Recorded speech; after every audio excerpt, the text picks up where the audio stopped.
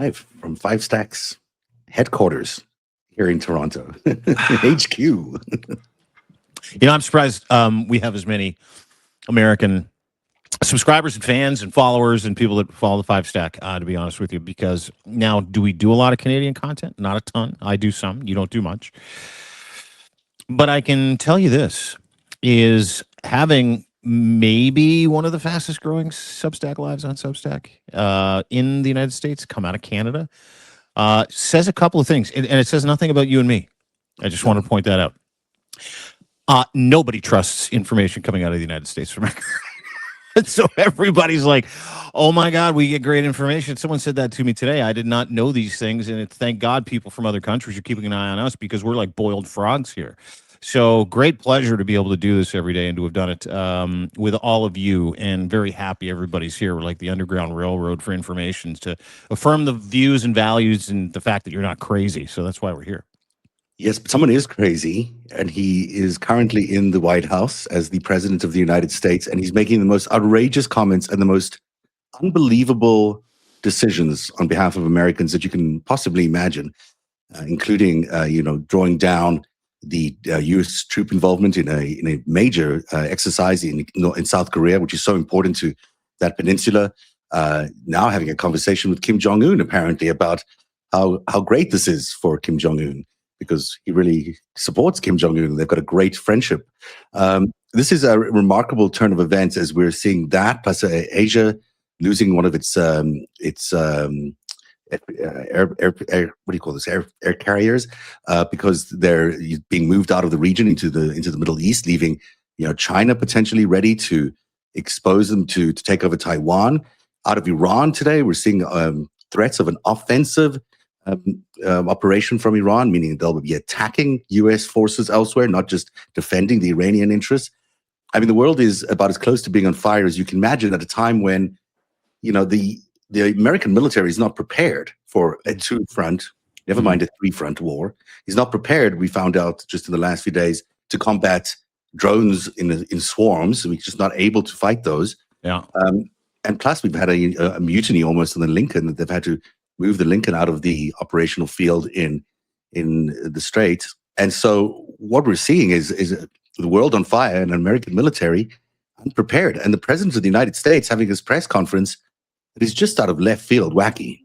Oh, you know what? A great summary and great opening summary of what we're going to talk about today here on the Five Stack, the 5 biggest breaking news stories of the day. And they're all pointing to the same thing. Donald Trump has lost his fucking mind. And the rest of the free world is now paying for it in a new world order that no longer includes the United States of America. And, Steve and I had a long chat about that today on Dead Air. We were talking about, the drawdown in South Korea, the threats to move, everything out of South Korea, to end that military relationship that the United States has had with South Korea for the better part of 70 years. And the reason why, and to your point, is not because the Kim Jong-un likes him. That's the reason that he's going to make a decision on behalf of America.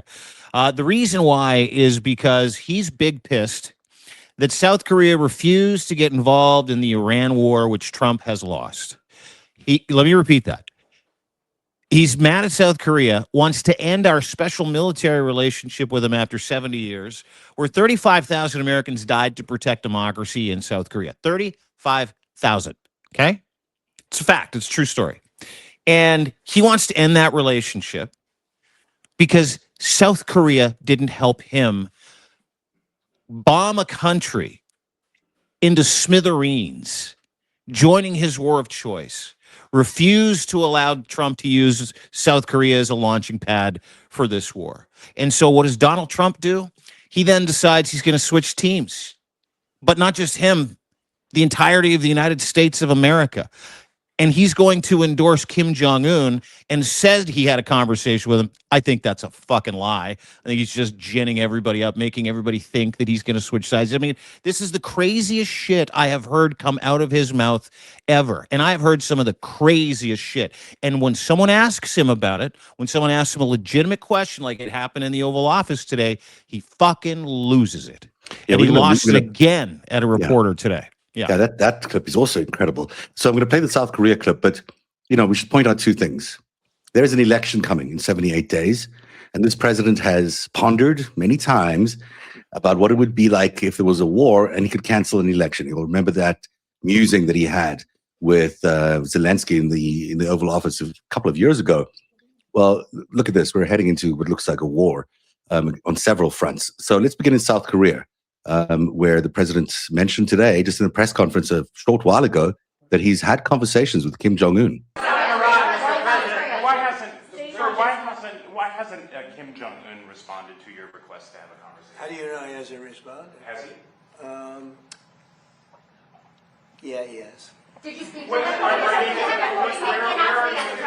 in conversation? And very positive. Well, just so you understand with South Korea, look, South Korea has been protected by us for many, many years. And during my first term, they agreed to pay close to $3 billion a year for protection because we don't, they essentially weren't paying.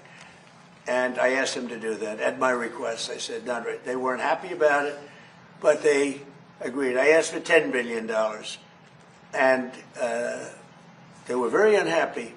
But we agreed for a short term that it would be $3 billion, and next year it would go up, and the next year it would go up, so they start paying for their protection.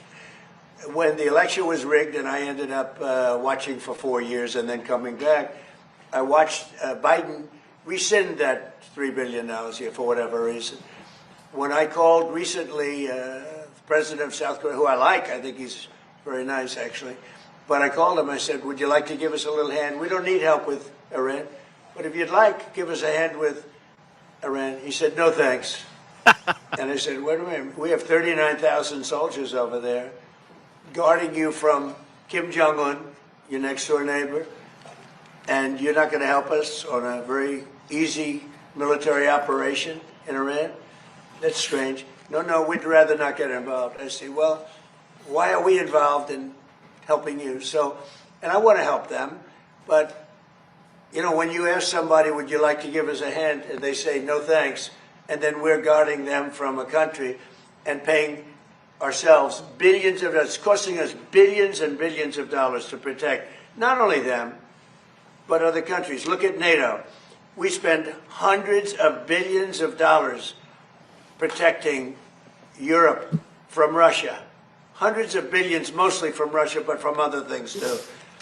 And then they say, well, they don't want to get involved with guarding the strait where they get most of their oil. They get 50% of their oil, and they don't want to get involved. Why are we doing it?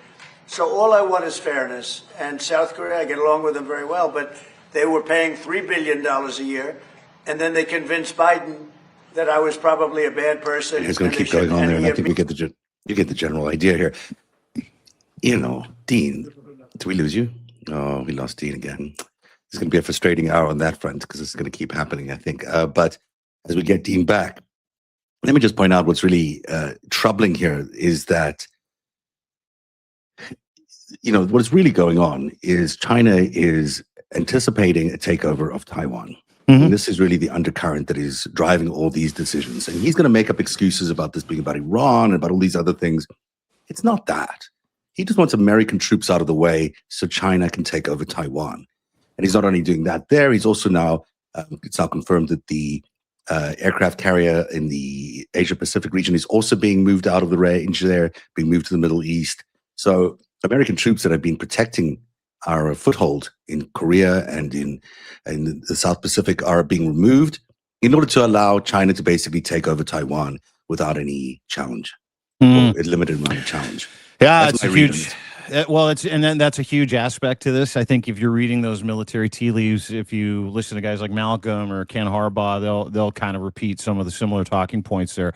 And those are two of the best military minds in the United States of America. And there is a whole bunch wrong with this. I mean, not only does it say, hey, who is Donald Trump clearing the deck for? To your greater point, and to some other military minds and their greater points.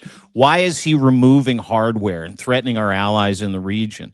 Why is he drawing people down? Why is he doing this? Why is he deciding to publicly shake the foundations of a 70-plus year relationship in the best interest of democracy in the region for Kim Jong-un? And the answer to that is, it's in Donald Trump's dementia-laden head. You just sat and listened to some of the worst fucking talking points. He lied the entire time. Joe Biden didn't take $3 billion and not give it to South Korea. And South Korea and the United States enjoy the fruit of the benefit of that partnership in that region, as does the United States. So when we sit and talk about why he's doing this, it's anybody's guess. Who's to know? Other than the fact he is a captain of fucking chaos. There's a midterm election coming up in about 78 days. And to your greater point, he loves war, especially if that war means he can cancel the election. He loves war, especially if that war means he can cancel the election. There is nothing this man wouldn't do to make sure that he isn't left defenseless after the 2026 midterms. And that includes possibly bombing Oman. We'll get to that in a minute. That includes torching decades-long relationships with allies around the world that have benefited the United States of America and democracy. That includes absolutely everything, including selling out hundreds of young victims of Jeffrey Epstein, not redacting their names from the files. That includes stealing as much as he can, building a bunker if he can, to prevent him from actually leaving the fucking office. Everything that you're watching in that clip, we'll get to more, and everything that he's doing right now, it's a 12-alarm blaze in his head. Is how many fucking distractive plates can I start spinning so that you forget to come and vote, so that you are afraid, or that I can justify the craziness of the Insurrection Act or a wartime non-election. That's what he's doing. 100%. And let's not forget there are a lot of North Korean troops fighting in Ukraine right now. 30,000, as many as 30,000 troops are fighting in Ukraine.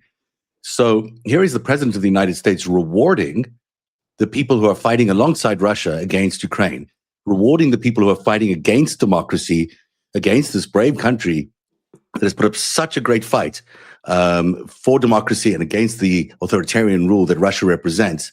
Yeah. And he's rewarding North Korea for that. Yeah. By pulling out South Korea's troops, our troops in South Korea. That is, it's so twisted.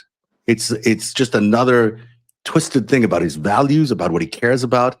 How can he be rewarding this authoritarian pariah state that has been for years keeping its people backwards and in really awful conditions, while creating these incidents around the world, these crises around the world, time and time again? Don't forget, North Korea was threatening to blow up America just as recently as a couple of years ago. And here we are saying, hey, he's my buddy, he's my friend. He's nice to me. Well, yeah, and that's the other part of that that's fascinating. You're going to torch, all that security, the relationship with a terroristic regime in the region, and you do it. You don't switch teams because it makes good policy sense. You don't do this because it makes great financial sense for the United States of America, or North Korea's turning it around, or Kim Jong-un's had a change of heart. You know the reasoning he gives for this, too? This is fascinating to me. Because he was nice to me. Because he's nice to me. And that is a pattern that you'll see with Donald Trump. And why it's important that dictators are nice to him is because he wants to be one. He respects them. He loves the power that they have and the control that they have over their people. And he doesn't care at what cost it comes either. He is them. He is them parading around as the president of the greatest democracy in the world. He's not. He's a dictator. And this is who he is. More than that, I mean, he says, they're being nice to me. I bet you that means they're paying me. Because that's how Donald Trump views niceness. Is he getting something on the back end? Then you're being nice to him.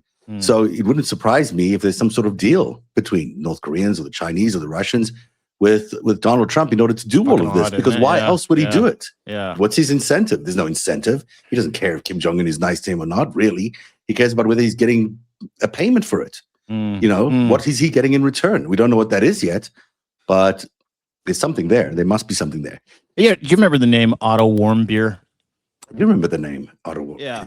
A spy for somebody? No, he wasn't a spy. Otto Warmbier was a 22-year-old college student who went on a college trip with this company out of China called Pioneer Youth. And Pioneer Youth took 15 American citizens to China and then a sanctioned safe trip to North Korea. Otto Warmbier made the mistake of taking a poster about North Korea and Kim Jong-un that she thought was really cool. He wanted to take it back and rolled it up and put it in his suitcase. Otto Warmbier gets a tap on the shoulder at the airport while he's in the lobby of the hotel. Everybody's waiting to go aboard to go to the airport. He was summarily arrested, charged with theft and destroying the state and espionage, stealing a poster that he liked, sentenced to 15 years hard labor in a North Korean prison. And if you've ever seen clips of the actual trial where this young man completely collapses and breaks down, 2 years later, the United States gets the release of Otto Warmbier. And instead of a 22-year-old strong young student that went into jail to do 15 years of hard time, what they were given back was a man in a vegetative coma who died about 4 months later in a hospital bed. Half of his brain tissue was gone. He's American. They murdered, tortured the shit out of Otto Warmbier, an American. And Donald Trump is going to accept that, change the relationship, endorse the people that killed that American student, Otto Warmbier, by torturing him, beating him to death, because he's nice to him. Mm-hmm. I mean, how much recency bias do you need to talk about North Korea? Yes, they're fucking crazy. Yes, they're busy assaulting the Indian Ocean and the South China Sea with missiles. Yes. But my God, that's an American kid, and he doesn't give a shit. He doesn't give a shit. And no one brought that up today. And I'm shocked that no one in the Oval Office brought up Otto Warmbier's name and told the story of Otto Warmbier. Well, you just did. Thank you for that. Yeah, it's so important that people remember that story. But there's so many stories of this North Korea, people suffering, living in backwaters, dealing with diseases, working in these concentration camps, basically making products for the great leader, which has been, basically keeping them back from the rest of the world. You look at what South Korea has achieved in the years since the war. Has become one of the world's leading democracies, has flourished, has seen capitalism flourish, has seen a technology sector and other sectors grow up there that are just remarkable, that are changing the world every day. And then you see the way that North Korea has been keeping their people backwards, has been keeping the technology from reaching North Korea. They basically didn't even have internet until recently. They are, just held backwards. And then this government in North Korea has been basically the number one cyber criminal state in the world. Every time there's a big hack, anytime there's a big offensive against America in terms of cyber criminal or stealing money or those things that shut down your computer, that is North Korea. And here is Donald Trump saying, "Hey, great, North Korea, we're going to make it easier for you. Yeah, you're being nice to me." And I was thinking today about John McCain as well, who, can you imagine what John McCain would be saying to fellow Republicans today as Donald Trump hands Kim Jong-un this victory, as he, someone who, it would never happen, firstly, because if John McCain was there, this would never ever happen. But, I'm not fully, I may get some of this wrong, but, he was a prisoner of the North Koreans. He was a prisoner of war in Vietnam. Vietnam, sorry. But also, the history there of being, kept in captivity for so many years. Tortured, and tortured, and knowing exactly what these kind of regimes can do, would never have allowed this kind of event to happen. And it's sad testament to what's happened with the Republican Party over the last 2 years, but also 8 years. They've just completely lost their values. They've just become a mob party, a party that's ruled international criminal organization has exactly. taken over the United States of America, and thy name is Donald Trump and everybody around him. And in there, you've got people who are in on the score, and you've also got people just want to be close to the seat of power, and you got other people who just want to put AG of the United States of America on their resume. Right. Yep. And that's how this works. And you're right. It's incredibly sad that we don't remember people like Otto Warmbier when we have these rantings and ravings and a lunatic in the Oval Office, who, by the way, can we get to the other clip real quick of him talking about how he likes Kim Jong-un, and then when was asked a follow-up question, proceeded to absolutely eviscerate a female reporter. Maybe some of the biggest snap job I've seen in the Oval Office yet. This is awful, and this is disturbing. So we warn you. I actually have two two clips here, but I'm gonna with two different views. But let's look at this play one. a little fucking clip roulette, dude. Yeah, Just let's try this rolling. one. Here we go. Let's see what happens. He didn't like anybody, but I get along with him very well. No, what I'm doing is making things safer. Just the opposite. Quiet. You're very disrespectful in front of this young man. Okay? Don't you find her disrespectful? He understands. Quiet. Jesus. Who are you with? I'm with CNN. Fake news. I You're just wanted fake to follow up news. on this out- You're a loud, boisterous person. You're fake news. I was Be trying to find out quiet. if Be you had quiet. been talking Be to Kim quiet. Jong-un if he had asked you You're a to fake scale back reporter, and you on the report fake military news. exercise. Go ahead. Mr. President, is there enough food on the USS Lincoln? Yeah, it is. That was a CNN fake report. Jesus. Douche. I Jesus. said out loud. I actually used the word I'd never use. But, Douche. Yeah, but he is. I mean, why does he always do this to the women? Why is it only women reporters that he does? Because this he's a to? pussy, dude. Yeah. He's Yeah. just he's the world's biggest cuck. You know, he hates women, which is why he sexually assaulted women. Guys who sexually assault women hate women. And they're scared of women. And they're scared of facts. And they're scared of the truth. And there are some of the strongest women in the world that are reporting in the White House press pool. Oh, right yeah. now. Yeah. Like Caitlin Collins, she doesn't miss a beat. She's incredible. And they know it too. And they know it and they just accept it and they eat it. But I'm waiting for the day where somebody, and I mean anybody, a male reporter standing next to a female reporter, or that young man, just fucking, did you see him? He's like, isn't she disrespectful? He's trying to make a joke about it, like a grandpa who just you showed someone a Playboy. You know what I mean? Like Yeah. it's just he's just a piece of shit. And on top of it, he's losing his mind. And here's the other thing. Anytime someone's right, anytime he's threatened, that's what you get. But I'm waiting for the day when a man standing next to a woman like that says, sir, you cannot talk to people that way. Yeah. Sir, Yeah. why are you disrespecting female reporters? Sir, why do you continue to do this? What is it you have against women? Why can't you just answer the question? Why do you remember Otto Warmbier? Moving on and on and on to the next one. And every reporter in there is out for their own. And of course, you've got outlets like CNN or Worth Their Salt and Axios and others. But then you've got the state media, and those state media people move on to the next question faster than anybody else. But my God, when is someone going to stand up for these women reporters? I did for a while there. They had a deal that if one reporter asked a question and they were beaten down like that, the next reporter would re-ask the same question. And I'm not sure if that happened there, but that was sort of the rule amongst the press corps. But you're right. There should be a male reporter that's willing to, yeah, he might lose his credentials. But, will someone stand up to this guy and say, you're wrong, Mr. President? This is a great reporter working at a great network. And why are you disparaging her? Because you don't like the question? What is up with you? Why can't you handle questions from the media? This is legitimate media. Everyone knows CNN is legitimate media. Why can't you handle the questions? And he can. So you just, bullies him. because he can't get from first base to second base on the question, right? Because he knows he's wrong. Because he knows he's playing footsie with a dictator. Because he knows he's creating a sim which is scaring the shit out of South Korea and democracy in the Indo-Pacific. Like that's what he gets off on this. Yeah. Oh, yeah. He gets off on this. Which brings us to the number 4 story, just as cheerful. The 60-day memorandum with Iran expired today. At 2:55 this afternoon, Tehran time, the Revolutionary Guard announced it is done playing defense. Trump spent the morning threatening to bomb Oman, another ally of the United States, probably one of the greatest allies of the United States in the Middle East. For 200 years. Yeah, he said he was going to bomb the shit out of them or something. And then the afternoon, he decided to declare the Strait of Hormuz American territory, or it says he intends to declare the Strait of Hormuz American territory. But the thing that people might be glossing over, and they shouldn't be glossing over, is the very specific announcement that the IRGC is planning to go on powerful offensive operations. You can read that any which way you want, but to me, it sounds like they're about to go on attacks in the region or the world against U.S. interests. And we heard them mention it last week in that interview with PBS.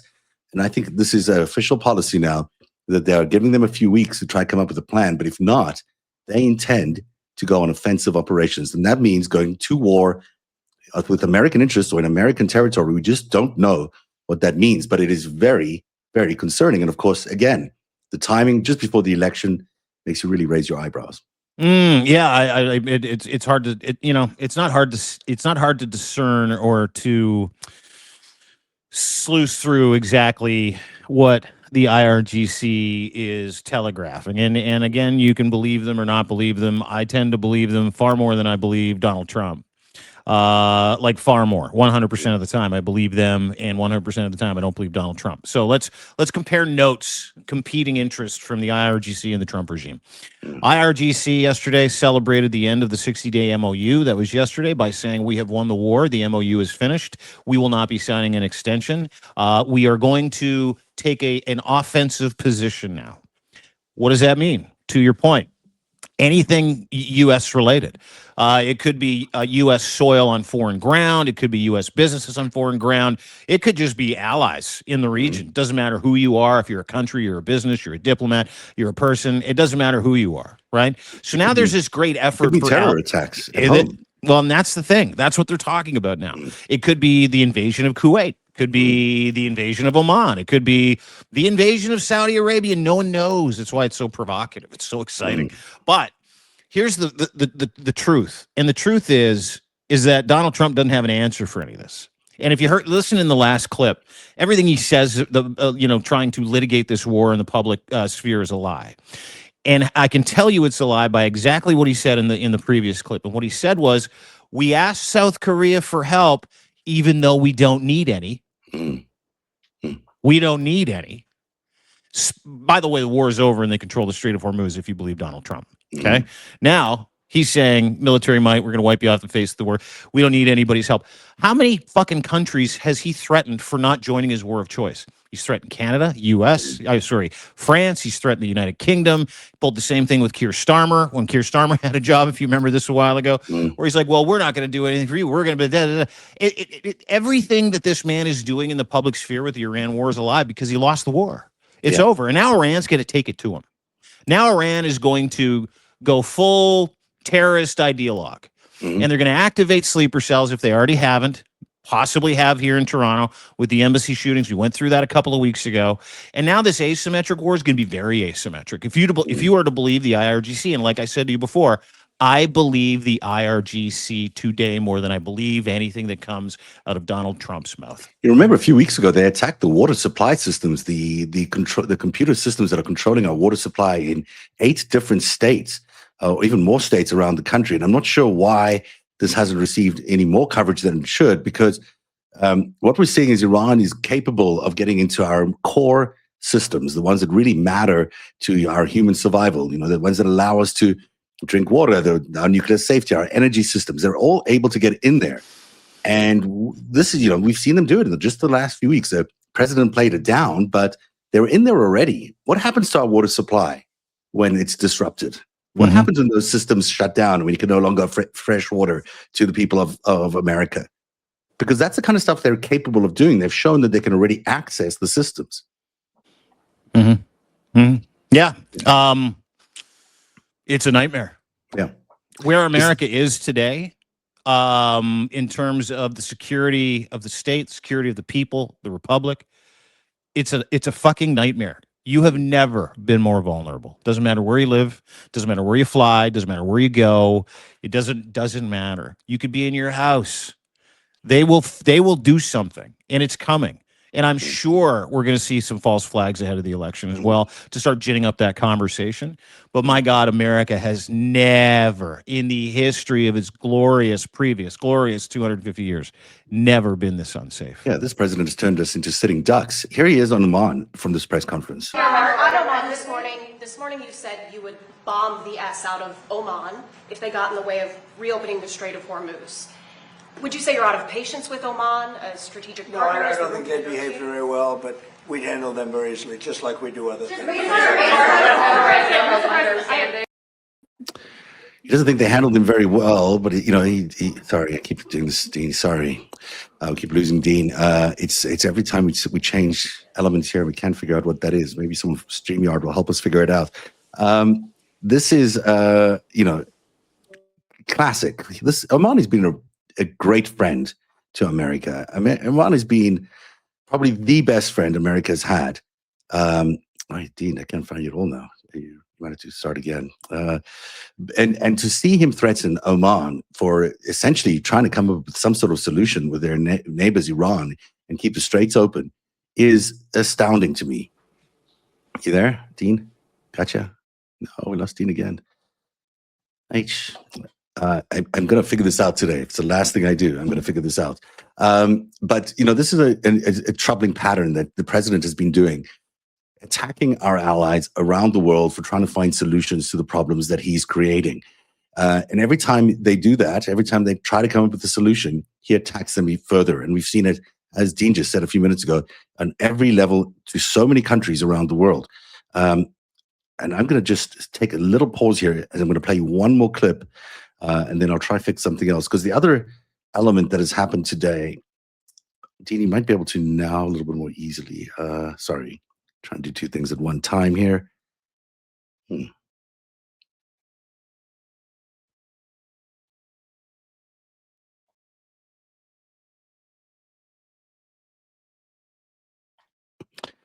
Let's see if that helps. Dean, I'm going to send you another invite just so if you're listening or able to listen to this, maybe that will improve the situation. I'm going to send you another invite in our chat, and if you might, in fact, be there right now. Hello, Dean. No. Hey. All right, so I'll just keep going along here until we get Dean back. But I don't really understand what's happening now. I'm going to send you that link, Dean, one more time, and then I apologize to everybody here for technical issues. We try very hard every day to make sure these things don't happen, but we're just two dudes, two Canadians sitting here trying to figure out all this stuff, and it's sometimes a little bit more complicated than you imagine. So the thing to take away from the story number 4 here, of course, is that Iran is becoming an offensive, taking an offensive position against American interests around the world and in the region. And we've heard them talk about this as recently as last week, where they had that interview with PBS, where they said that America's economic interests in the region and around the world will be targets of theirs. So that's exactly what they intend to do. I believe them. I believe we have to take them at their word, because unlike the United States, they do have an arsenal of missiles. They do have capability to strike economic interests of the United States around the region and the world, and they will do so because they can. The Oman thing is bizarre too, right? Like for so many reasons, as you pointed out earlier. And I apologize, I lost audio, but I want to quickly touch on it. And why I want to touch on it is the only reason that Iran is still talking to the Trump regime is because of Oman. They've been the referee of this entire thing, and Donald Trump effectively, by saying he would bomb the shit out of Oman if they did this transit deal with the IRGC, is going to torch 200 years. 200 years. They've been friends with the United States for 200 fucking years. And he said, if you get in my way, I'm going to bomb the shit out of you. I mean, that's exactly what he said. Yeah. And he also said that he owns the straits and he's going to declare it American territory. It's just insanity. Like, it's pure fucking insanity. And it stopped working for the vast majority of Americans, and anybody who watches any of this insanity. He's crazy. He's just talking out of his asshole at this point. It's like, honest to God, and I go back to this example all the time because it reminds me of my grandfather. God rest his soul. 94 years old, he died. His name was Thomas. Weirdo. He was totally weird. And towards the end was the meanest, the dumbest, the most confused. He would say shit that didn't make any sense.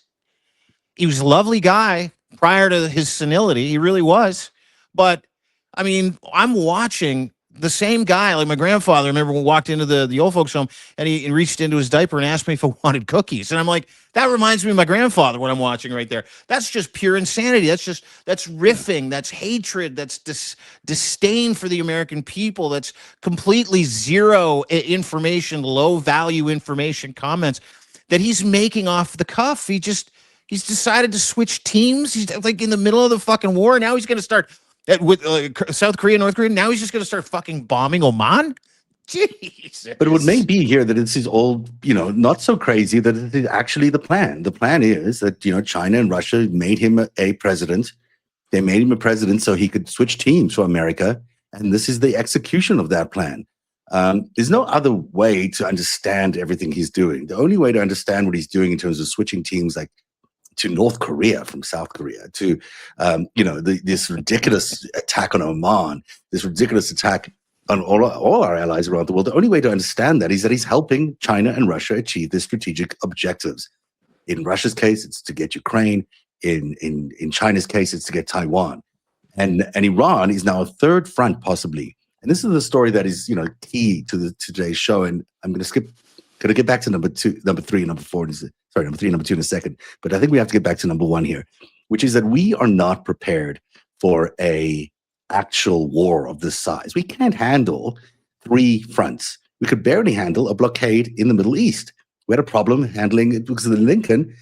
They couldn't get a supply chain of resources to the soldiers there. We've seen what happened now. They're moving the Lincoln out of the region after basically a mutiny was beginning to take place on board the Lincoln. If we can't handle a blockade in the Middle East, how are we going to handle an attack by Russia on Romania or an attack by China on Taiwan, which seem imminent? We just can't. And are you not seeing the drumbeats of those plans? Like, not just Taiwan, but I don't know if you watched Vladimir Putin last week, just because he had to visit the Kuril Islands, which is disputed Japanese territory. He's like, this is mine. It's mine. And then we also got rumors that NATO is preparing for some type of incursion by Russia into a NATO territory. Unknown which one. Could be a Baltic state. It could be Poland. Could be Romania. Could be Moldova. We're not too sure. But the bottom line is you're 100% right. And when you see the beleaguered United States military and you understand that they do not have the capability to defend themselves, nonetheless, anybody else, this was the plan. In stages, this was always the plan, to weaken the United States, to destroy the U.S. dollar, which J.D. Vance the other day is like, I don't think we should be the preferred monetary. Like, I think it's not so bad. It's like, you got to be fucking kidding me. But nobody's paying attention to it. Everybody's too busy fucking trying to swat Trump flies and stupid memes of him and George Washington, which, by the way, was actually pretty funny. This is not sustainable. And I mean, the end result is going to be a wipeout in 78 days. And I truly do believe that. Take nothing for granted. But folks, we're going through some serious shit here. We're talking about World War III, which isn't like underway. It's just beginning. It's just beginning, and it has started. Trust me. And America's not prepared. We heard from the U.S. Northern Command deputy commander. This is very rare for them to go on the record. Lieutenant General Joseph Girard answered the question of whether America was prepared for a drone he was going to get fired. swarm. I'm shocked he's not fired, by the way. He probably will be by the end of the day. And his answer was no. He says, we don't have the sensors, and depending on where that swarm is going to attack, it depends on whether we have any sensors at all. So we are ill-equipped right now to handle something like that. The drone swarms are not fantasy. They are currently being used in wars in Ukraine on a regular basis. Ukraine is using against Russia very effectively, and the reverse is also true, that their Russians are using against the Ukrainians. And the same thing is happening out of Iran, which makes a lot of these drones. Yeah. The fact that we have no capability to handle a swarm of drones in the United States on American territory, which is quite feasible. People say, well, it's far away from China, far away from Russia, but it isn't. We saw what happened with Ukraine when they went into Russian territory and with a truck full of drones, and they were able to launch an attack out of that truck. No problem inside Russia. Do you think the Russians and the Chinese have not taken note of that they've not realized that they could pack a bunch of drones on a truck? Of course they have.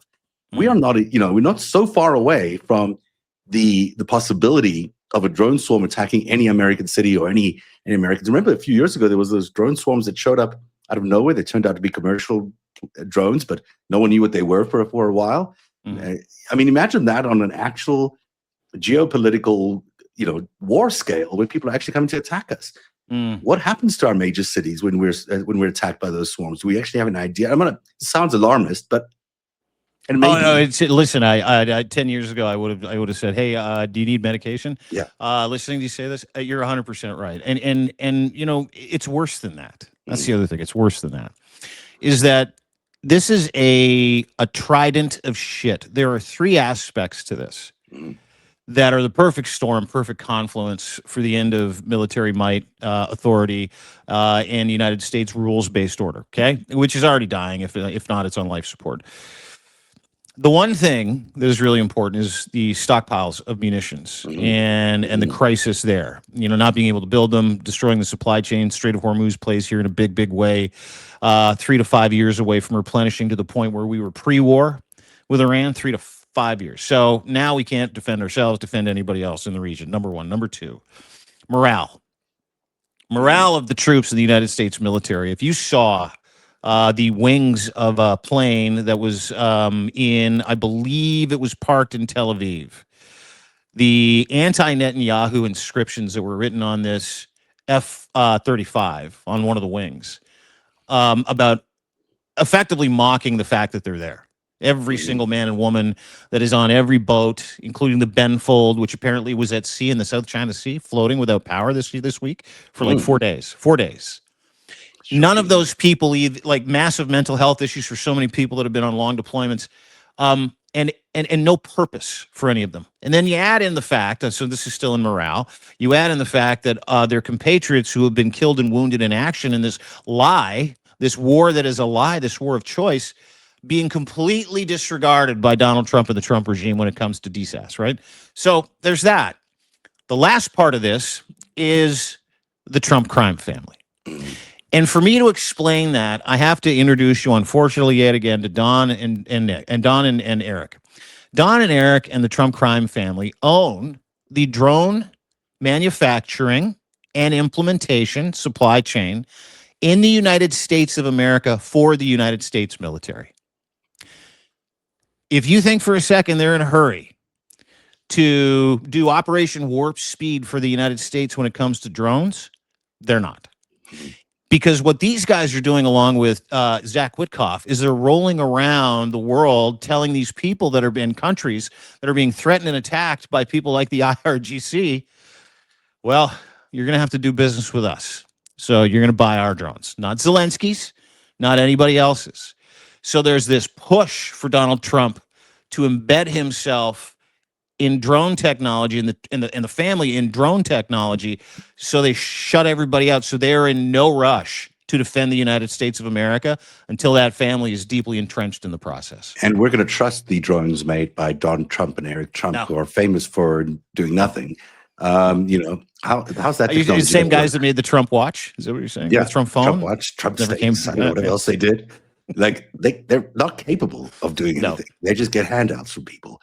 So what they must be doing to the supply chain of American technology, which used to be top notch, for them to be embedding themselves into that process and deciding who gets contracts and who doesn't get contracts, while, by the way, enriching themselves to the tune of $600 million in loans, whatever it was that company got. It's about $2.3 billion now. It's such a grift, and it's weakening America on purpose. It's like it's anti-American, it's treasonous, it's every bad name you can call it. They call it.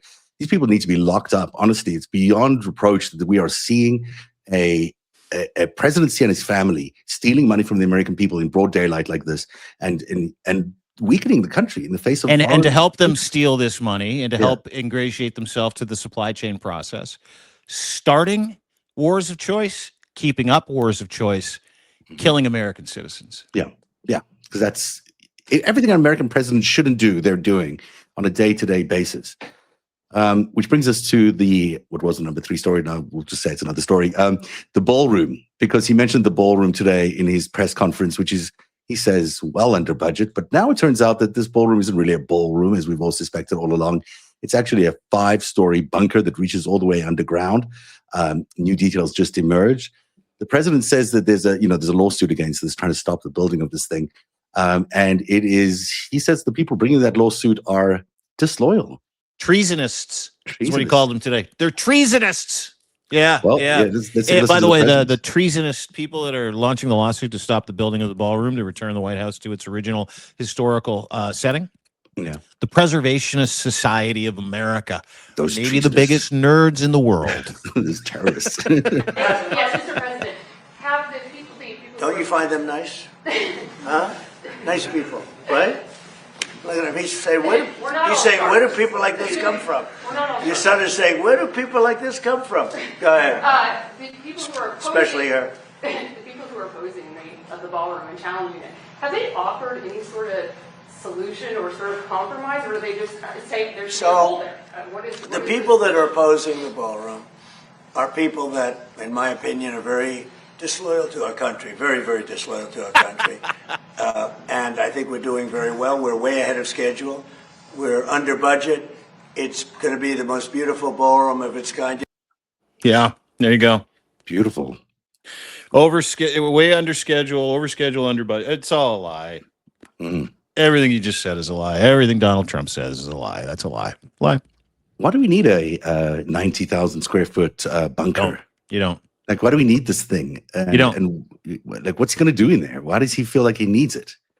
It's $1 billion of our American taxpayer money. It's not even just a ballroom. It's a military facility under the White House. It sounds dystopian at best. But why we have never needed it before? Why do we need it now? We don't.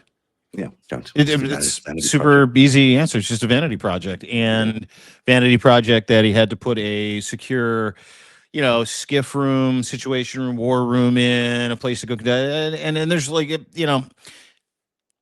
I don't want to always go back to Weimar Germany for examples, but seems like a good one, right? One of the first things Hitler did when he actually took control of the army and really took over Weimar Germany, is he knocked down a beautiful old concert hall and he built himself something called the Führer bunker. And the reason why, which is where he ended up shooting himself in the head and giving himself a cyanide pill along with his super cute girlfriend, who looks a lot like Natalie Harp, by the way, Ava Braun. So that's where they found him. He wasn't leaving. And he built that as soon as he rose to power. And all it was a place to go and hide. All it was a place for him to conduct business. It's the same fucking exact same premise as the Führer bunker, which was, I need a place to welcome all the heads of state and all the people of the world to hold court and to have fancy parties. That's what he said today. He said that Xi Jinping is coming on September the 24th. And the current room has only got 89 seats. So 89 is not appropriate, he says, for Xi Jinping. So he needs a giant ballroom so he can have bulletproof glass and drones. And listen, the under budget thing, it was supposed to be $400 million. It was supposed to be paid for by everybody else. I don't know if you saw the latest numbers that came out Friday. $900 million, not a penny in private money. All of it. And see, that's $500 million more than he said. All of it comes from the taxpayer. So there you go. This isn't the number one story, but let's say it's the last story in the countdown today, is John Ossoff is finally on the map for Donald Trump, because the minute they asked him a question about John Ossoff, he said, "Oh, that guy, Pee Wee Herman." I won't play the clips. I don't want to lose you. But he's comparing him to Pee Wee Herman, which he fucked up the name the last time he tried to mock John Ossoff, called him Pinky Herman. Oh, okay. So now and if you watch the clip, you don't need to, it's real quick. Yeah. He's like, what about John Ossoff? He said that you like to travel with Natalie Harp and you're not interested in the job. It was a brilliant question. And he's like, oh, you mean, and he goes like this, Pee Wee Herman? So was Pee Wee Herman in trouble for something? Didn't he get in trouble for? No, he said he just looks like Pee Wee Herman. Yes, Paul Rubens got in trouble for jerking off in a porno theater on the stage. He just couldn't control himself. And I always have the same advice for him as I have for you when it comes to this subject. Anybody else, wait till you get home. Yeah. However, let's back up here real quick. Okay. Yep. So John Ossoff delivers maybe one of the greatest campaign speeches I have ever heard on the weekend. He's running against Mike Collins. Mike Collins, a self-avowed Nazi, son's like literally in Nazi groups, and also does a little work for his dad's campaign on the side. That's now been outed. Mike Collins is going to lose. John Ossoff is going to kill it. He's going to be the next senator again. He's the incumbent. But I don't know if you're watching him.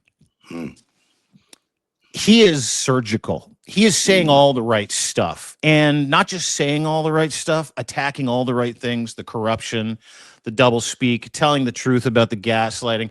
But he's got game when it comes to playing a little dirty. When he mentioned Natalie Harp the other day, he doesn't want the job. He doesn't care about the USS Lincoln. He doesn't care about America. He doesn't even like being president. He'd rather be traveling with Natalie. And I was like, oh, that's my president. That's good. That's really, this guy, he comes up with he's measured, and he has the prescription. He doesn't just say, hey, that's the problem. He doesn't just go on the attack. He has a policy prescription to almost everything, and that is so important because God knows this president has none. So will he really run for the next president once he wins the Senate seat? Oh, Of no course he will. question. Yes. Of course he will. Yeah. Yes. And I think he's probably leading the pack right now. I think he's got some things that Newsom doesn't have. And I think he's getting the kind of credibility and some people say he's got a John F. Kennedy kind of persona. He certainly looks the part. Maybe he's not as charismatic yet, but he's certainly going to get there. He's got an incredible cadence to his speaking style, too, a lot like Obama, if you watch him. But he's authentic. And, when we talk about people that arrive at certain points in time to meet a moment, like Mark Carney here in Canada, right? And the shoulders of Canadians that have come down as a result of the right person showing up at the right time to do the right thing for history, in history. Everything that I heard from John Ossoff yesterday, from his brutal takedown of Trump's relationship with Natalie Harp, to the truth about what's going on the USS Lincoln and how much money this man has stolen, how he engineered a stock market collapse and the single biggest one-day rebound almost to the minute in this speech, how Donald Trump did it with tariffs and he continues to do it. If I had one wish for the United States of America, is that everybody starts paying very close attention to John Ossoff right now. And as Steve said this today, listen, John's great. Andy Bashir is incredible too. It's a competition, not a coronation. So everybody's going to have to continue to prove themselves. But if you're not paying attention to the way John Ossoff has split the difference in the Democratic Party, it's nothing about DSA. Nothing. Nothing. No rhetoric about Israel. No rhetoric about genocide. No rhetoric about trans this or it's straight down the middle. Here's how he is affecting you, and here's why. He's a fascist. He's a miscreant. He's a rapist, and he's a felon, and he's stealing from you at an appalling pace, and it's going to bankrupt America, and it's going to destroy our military. And it will destroy your lives. And he's doing that right now. And he gives concrete examples and he relates it back to the lives of individuals. There is no performative, you can't say blackboard because you see the word black in it, or you can't say you can't say that's gay or this isn't, like there's none of that. There's none of the culture bullshit in John Ossoff. And he works in Georgia, right? Does he work in New York with all the DSA folks? I don't know. But what a fucking breath of fresh air watching him. I remember when he difference. first ran for that Senate seat, and he was so young, and I think was he a congressman before, or was just he was some elected official, but no one really thought he got the chops. And watching him grow in that election, in winning that seat the first time round, and watching him grow as a senator, and now just becoming this very steady voice amongst the senators in the Senate. It's just remarkable to see him rise the way he has, and it's a natural rise. It seems he worked so hard to win that seat. He worked so hard day in and day out. I think he canvassed more homes than anybody else in that district ever had. And we're seeing that same kind of like real hardcore worker, but he's got a real sense of what the people are like and what matters to the people. And I think his surge is just beginning, because I think he is electable amongst the far left and the centrist Democrats. He's young. He's got appeal. Yeah, but he's young too. Like he's young, which is great, but he's young, right? Yeah. And 42, that's on the low end of electability as the head of state, anywhere. But having said that, I mean, look at what Zelensky's done. Yeah, he was elected in his early 40s as well, and the guy's turned into the greatest leader, maybe in Europe's history, not named Churchill at the moment. Also, the old guys, aren't we a little tired of the old guys? A little tired of them. It's like we've seen their routine before, and it's sort of coming up. Say what you want about Joe Biden. Say what you want about Joe Biden. But the last two presidents America's had, and let's take away all the criminality, all the rape, all the pedophile sex trafficking ring cover-ups, and all the thieving and all this stuff. Let's take it all away. This is just yet another bad look for the United States of America. If you're looking to portray strength, Joe Biden didn't do that. Nice guy, loved him, great dude. I thought he's a really good president. He didn't portray strength, and he let the country down by having Merrick Garland dilly-dally for fucking 4 years, among other things. However, I'm not here to critique Joe. I like Joe, and he's suffering from cancer, and I think he's a wonderful, wonderful human being. But you got to stop electing octogenarians. Like, these guys are literally one bad sleep away from being in a group home. Yeah, and you're electing them as presidents. Stop it. And all the senators as well. I mean, they're all, they've all had their time there, but it's like they're not proving themselves. I don't think any of the senators on either side, obviously, but we need some new blood, and we need some blood that has conviction, and we need some term limits. Oh, by the way, do you see that? Oh my gosh, Speaker of the House. I'm sorry, I'm blanking. Mike for Johnson. a second. No, the Mike? leader of the Democrats. Sorry, Hakeem Jeffries. Hakeem Jeffries. I'm sorry. Sometimes it happens. Hakeem Jeffries proposing now as policy that he wants to look at the Supreme Court and see ways of redefining the Supreme Court. I thought that was a big shift in policy. Yeah, they but redefine it. Term limits. You need 10 more of them, right? You need to add a bunch of seats to the House, a bunch of seats to the Senate. You have to to insulate yourself from this shit. Now you just have to, and it has to be codified law at some point. It's a big deal that Hakeem Jeffries is coming forward and saying that. So that's just a final note on the countdown today. Top 5 stories breaking right now around the world. A lot of them come from deanblundell.substack.com, where you've got some interesting news as well about the American ambassador to Canada, amongst other things. Tell us what's happening. Yeah, Pete Hoekstra, the U.S. ambassador to Canada, is about to take a long walk off short Canadian pier, boys. That was your mission. I think you promised it over here a few months ago. Yeah. You said if you could, you would, and you did. Shoot him back into the Upper Peninsula of Michigan out of a giant Canadian shit cannon. That's what I'd like to do. There's a, and I did. Yes, did I have something to do with it? Yes, the Save America movement people did as well. We've been on a bit of a campaign to make people aware of who this racist prick, MAGA operative, literally. And keep in mind, Trump doesn't have ambassadors. He's just got losers that run around causing problems for him in different countries. Like, unless you think Kimberly Guilfoyle is an ambassador to Greece, like a real ambassador. Same thing with Pete Hoekstra. He's a garbage human being. You know, he led one of the greatest data thefts in the history of Canada this year. 3 million voter information for 3 million people in Alberta, trying to get them to separate.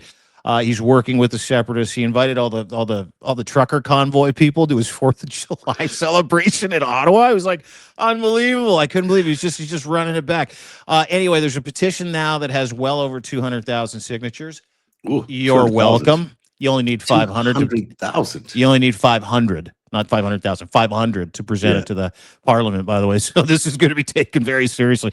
Does Carney send him out of the country? I doubt it, but fuck, this is great leverage. This is great leverage. I mean, the people are demanding it, and he certainly isn't doing a very good job. And you don't get 200,000 signatures on anything in Canada, and it's a small country. 200,000 is a lot of people. So, well done. Oh, we hate him here. I mean, it's his approval rating here is like 8%. Donald Trump's like 7%. Everybody knows who he is because we've been on a very serious campaign trying to introduce everybody to him. He's a racist. He's a shit human being. He's a Dutch reform extremist who literally was the ambassador of the Netherlands during Trump won and got kicked out for doing the same shit. There. He's running operations, like secret operations for the Trump with Gert White Wilder. House. He shouldn't be doing that. That's not what ambassadors are for. Ambassadors aren't here to run covert operations. If they do, they wouldn't run anything like this. So certainly not amongst your ally, your best friend around the world.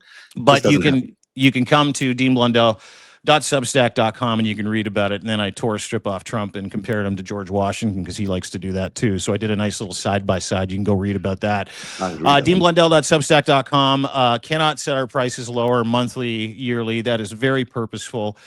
We want everybody to come into the tent, and we want everybody to help us get all of this information in front of people. So here's just one ask. Share. Subscribe. I know that's 2 asks.